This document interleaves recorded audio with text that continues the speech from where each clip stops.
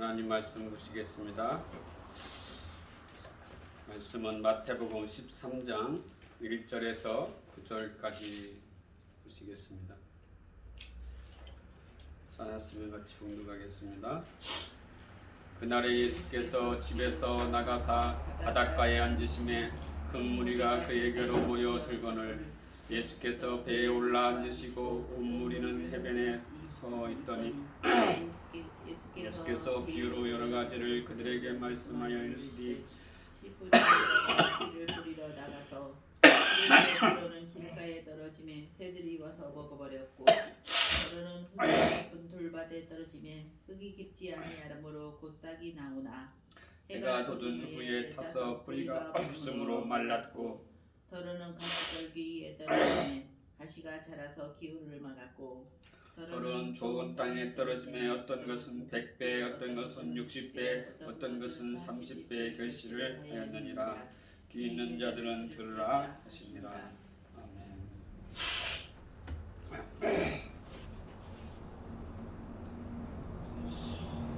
지난주에는 저와 여러분은 돌밭이고 길가 밭이며 가시떨기 밭으로 좋은 열매를 맺을 수 없는 존재다라고 말씀을 나누었죠. 아무리 좋은 씨앗을 뿌릴지라도 그 밭에서 새가 와서 먹고 자라지 또 못하고 자라다가 말라 죽고 마는 그런 존재라는 것입니다. 그러므로 농부가 와서 밭을 잘 갈고 퇴비도 주고 가시떨기와 풀들을 뽑아내고 관리를 잘 해야 열매를 맺을 수가 있는 것이지요. 밭이 스스로 그러한 것들을 할 수 없기 때문입니다. 그러니까 농부는 즉 주님이 우리 속에 들어오셔서 우리 밭을 갈고 가시떨기를 뽑아내고 관리를 해야만 열매를 맺을 수 있다라고 말씀을 나누었지요.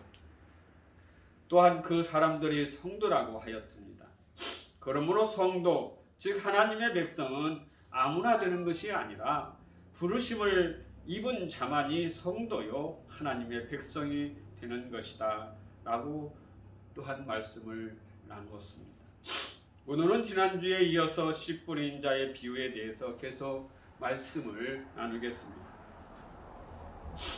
성경이 가시더물과 엉겅퀴를 다른 말로 진려와 형극이라고도 번역을 하고 있습니다. 이사야서 7장 23절 25절에 그날에 1000그루의 은 1000개의 가치가 있는 포도나무가 있던 곳마다 찔레와 가시가 날 것이라. 온 땅에 진려와 형극이 있으므로 살과 활을 가지고 그리로 갈 것이요 보습으로 갈던 산에도 진려와 형극 가닥에 두려워서 그리로 가지 못할 것이요 그 땅은 소를 놓으며 양의 밟는 곳이 되리라. 여기서 말씀하는 것은 가시떨기 그런 것 그리고 황량한 돌로 가득 찬 상태가 저주받은 인간의 모습이라는 말씀입니다. 또한 예레미야 4장 3절에서 4절에 보니까 여호와께서 유다와 예루살렘 사람에게 이와 같이 이르노라. 너희 묵은 땅을 갈고 가시덤불에 파종하지 말라. 유대인과 예루살렘 주민들아, 너희는 스스로 할례를 행하여 너희 마음 가죽을 베고 나 여호와께 속하라. 그리하지 아니하면 너희 악행으로 말미암아 나의 분노가 불같이 일어나 사르르니 그것을 끌 자가 없으리라. 하나님의 백성의 모형으로 등장한 예루살렘 거민들 모두가 가시덤불이라는 것입니다. 거기에는 어떤 씨를 파종해도 절대 열매를 맺을 수 없는 것이지요. 그래서 이사야서 8장 13절 15절에 만군의 여호와 그를 너희가 거룩하다 하고 그를 너희가 두려워하며 무서워할 자로 삼으라. 그가 성소가 되리라. 그러나 이스라엘 두 집에는 걸림돌과 걸려 넘어지는 반석이 되실 것이며 예루살렘 주민에게는 함정과 올무가 되시리니 많은 사람들이 그로 말미암아 걸려 넘어질 것이며 부러질 것이며 덫에 걸려 잡힐 것이니 우리는 이 말씀에서 이스라엘이 열매를 맺지 못하게 하는 돌이 성소가 되는 예수님이라고 말씀하고 있습니다. 죄인들이 유일하게 피할 수 있는 곳 도피성이신 예수님이 어떤 이들에게는 거치는 돌이 되고 걸리는 반석이 되며 함정과 올무가 된다고 말씀하고 있습니다. 이게 가시떨기요 돌밭의 상태라는 것입니다. 이렇게 은혜의 예수가 가시떨기가 되고 돌밭이 되는 그런 무리들이 사고의 중심은 누구입니까? 인본주의 사상입니다. 그러니까 쉽게 말하면 가시덤불과 돌들로 인하여 열매를 맺을 수 없는 죄인들의 마음밭은 생명나무 실과를 지키는 화엄경과 그룹들로 인해 생명나무로 전혀 접근할 수 없는 저주받는 인류의 모습이라고 할 수가 있습니다. 그런데 생명나무 실과 지성소를 가리고 있던 휘장이 누구라고 말씀하고 있습니까? 예수님이라고 말씀하고 있지요. 그러므로 가시덤불과 돌짝밭은 엄밀히 말해서 예수 그리스도 자신인 것입니다. 예수 그리스도가 가시떨기요 돌짝으로 죄인들에게 들어와 그들의 눈과 귀를 막고 절대로 생명나무 실과를 먹을 수 없게 만드신다는 것이에요. 왜 그렇습니까? 하나님 나라와 영생은 인간의 힘으로 절대 도달되고 획득이 불가능한 것이라는 것을 알려주기 위함인 것이지. 그 말은 하나님의 은혜가 없는 자들로 절대로 하나님의 나라에 들어가 영생을 소유할 수 없다는 것을 말하는 것입니다. 그들에게 생명의 씨가 은혜로 들어가서 그 속에서 죽습니다. 다시 말하면 절대로 죄를 용납할 수 없는 하나님의 공의가 즉 가시덤불과 돌밭이 예수의 십자가 죽음으로 죽고 그 밭이 옥토로 변하게 된다는 것입니다. 그 현실을 요한복음이 이렇게 말씀하고 있습니다. 요한복음 12장 23절 24절에 예수께서 대답하여 이르시되 인자가 영광을 얻을 때가 왔도다. 내가 진실로 진실로 너에게 이르노니 한 알의 밀이 땅에 떨어져 죽지 아니하면 한 알 그대로 있고 죽으면 많은 열매를 맺으리라. 밭이 옥토가 되어서 열매를 맺는 것이 아니라 한 알의 씨가 떨어져 죽어야 30배, 60배, 100배의 열매를 맺는다는 것입니다. 그 말은 하나님의 공의가 예수의 죽음으로 채워지게 된다는 말입니다.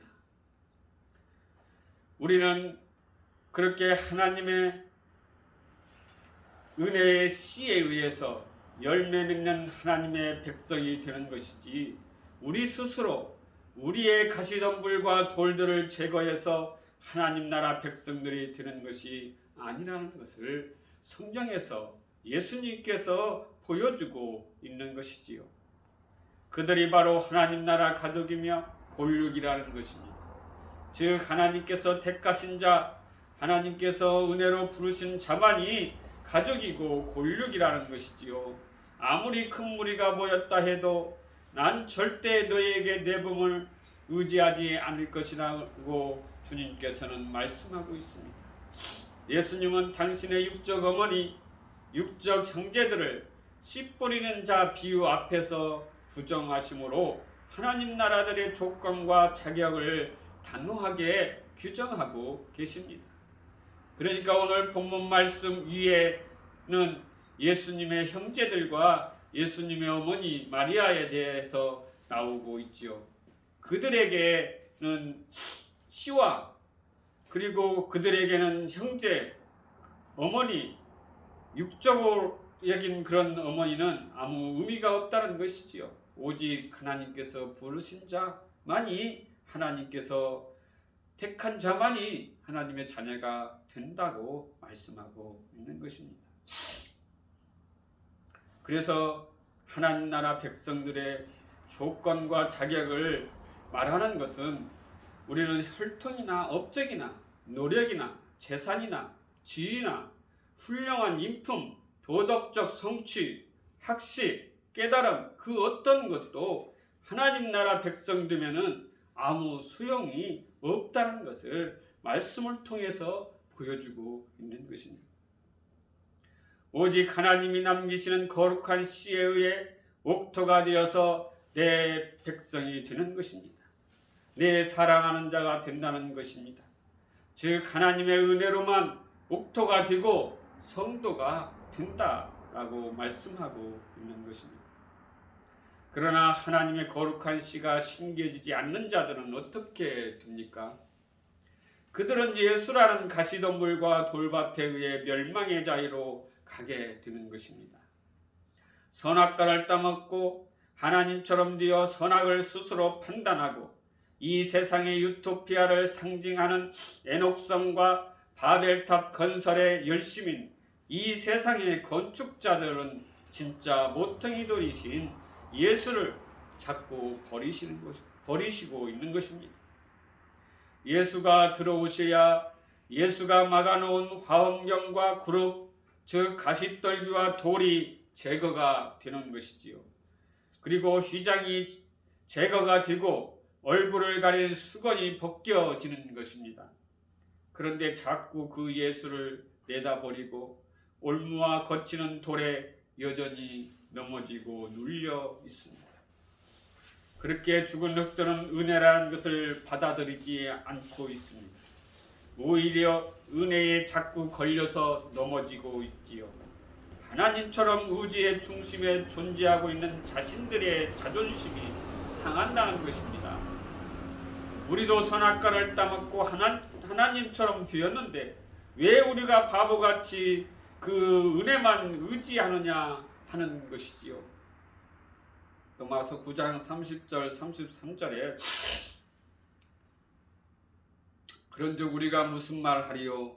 의를 따르지 아니한 이방인들이 의를 얻었으니 곧 믿음에서 난 의요 의의 법을 따라간 이스라엘은 율법에 이르지 못하였으니 어찌 그리하냐? 이는 그들이 믿음을 의지하지 않고 행위를 의지하니라.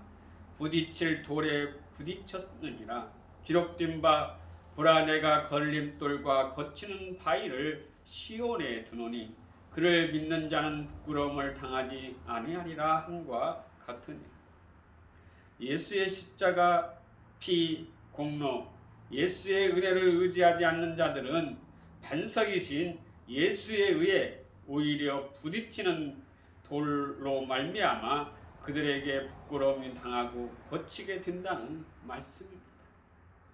이것은 즉 심판인 것이지요.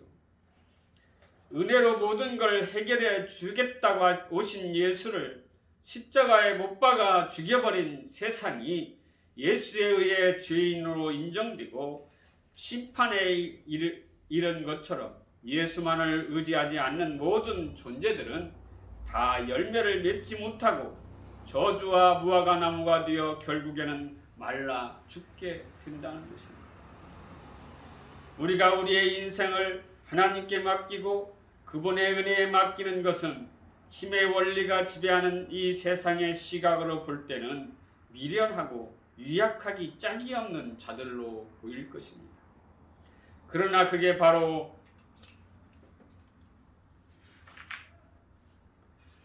하나님의 진정한 능력을 경험하는 진짜 지혜로운 삶이라는 것을 하나님은 교회들에게 성도들에게 알려주고 있는 것입니다. 고린도전서 1장 18절에 십자가의 도가 멸망하는 자들에게는 미련한 것이요 구원을 받는 우리에게는 하나님의 능력이라. 고린도전서 1장 23절 24절에 우리는 십자가에 못 박힌 그리스도를 전하니 유대인에게는 거리끼는 것이요 이방인에게는 미련한 것이르되 오직 부르심을 받은 자들에게는 유대인이나 헬라인이나 그리스도는 하나님의 능력이요 하나님의 지혜니라. 우리는 이 말씀처럼 십자가의 도가 미련한 것처럼 보이지만 구원받은 우리에게는 하나님의 능력이 된다고 말씀하고 있지요. 그리고 십자가와 예수 그리스도를 전하니 세상 사람들은 거리끼는 것이라고 말씀하고 있습니다. 그리고 미련한 것처럼 보입니다. 그러나 부르심을 받은 성도는 하나님의 능력이요 하나님의 지혜인 것이죠. 하나님의 능력이 나타내는 사람은, 즉 성도 하나님의 백성은 함께 살아가는 것을 회복하는 것입니다. 다시 말하면 모두가 더불어 사는 사람인 것입니다. 복음서에서는 예수님이 그 유선이라고 말씀을 많이 하고 있습니다. 그리고 이 유선을 의식이라고도 번역하고 있습니다. 세상 사람들은 이 유선을 가지고 살아갑니다. 유선이라는 것은 사람들에게 어떻게 보이려고 하는 것입니다. 진실이 없습니다. 어떻게 하면 사람들에게 잘 보여서 자신의 존재를 나타내려고 하는 것이지요. 이것이 유선이요 거짓입니다. 거짓의 근원은 무엇입니까? 단절에 있습니다. 즉 함께하는 것을 파괴시키는 것이지요. 하나님의 의도와는 반대입니다. 그러므로 단절이 된다는 것은 좋지 않다는 것을 말씀하고 있습니다. 창세기 2장 18절에 여호와 하나님이 이르시되 사람이 혼자 사는 것이 좋지 아니하니 내가 그를 위하여 돕는 배필을 지으리라 하시니라. 창세기 2장 24, 25절에 이러므로 남자가 부모를 떠나 그의 아내와 합하여 둘이 한 몸을 이룰지로다. 아담과 그의 아내 두 사람이 벌거벗었으나 부끄러워하지 아니하니라. 하나님께서는 사람이 독초하는 것이 좋지 아니하다고 하시면서 즉 뼈 중에 뼈, 살 중에 살, 둘이 한 몸을 이루었으므로 벌거벗었으나 부끄러워하지 아니하는 것이다 라고 말씀했습니다. 이와 같이 함께 살아가도록 하나님께서는 만드셨다는 것이지요. 그러나 창세기 3장에서는 하나님을 소외시키시는 뱀이 나타납니다. 뱀이 하와에게 와서 하나님이 에덴 동산에 있지 않는 것처럼 삼자화시키십니다. 하나님이 모든 나무의 열매를 먹지 말라 하시더냐? 라며 삼자화시키는 것이지요. 거기에 속아 아담과 하와는 하나님의 말씀을 어기고 선악과를 먹습니다. 하나님과 함께하는 삶에서 하나님과 분리가 되는 것이지요. 하나님과 함께하는 것이 깨지는 것입니다. 그리고 남자와 여자가 함께 깨지고 창세기 4장에서는 가인과 아벨의 형제간이 함께 깨지는 것입니다. 가인이 아벨을 죽이고 가인은 땅에서 피하고 유리하는 자가 되어서 물은 나를 만나는 자마다 나를 죽이겠나이다 라고 말하지요. 더불어 함께함이 깨어진 것입니다. 복음서에 예수님은 제자 12를 세우고 있습니다. 제자를 세우시는 것은 자기와 함께 하시고 이를 함께하는 삶을 살고 전하게 하시기 위해서 예수님께서는 제자를 세우셨습니다.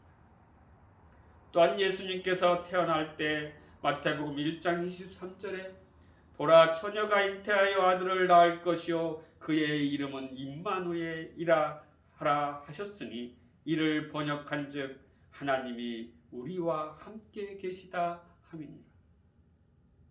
선악과를 따먹은 인간들이 거짓으로 유선으로 하나님과 함께하는 것을 파괴시켰을 때 하나님께서는 예수님을 통하여 함께함을 회복시키는 것이 성경의 중심이십니다. 그러므로 길가, 돌밭가, 가시떨기 그런 것들 받는 예수님께서 들어오셔서 함께 하시는 것, 그것이 은혜로 옥토가 되는 것입니다.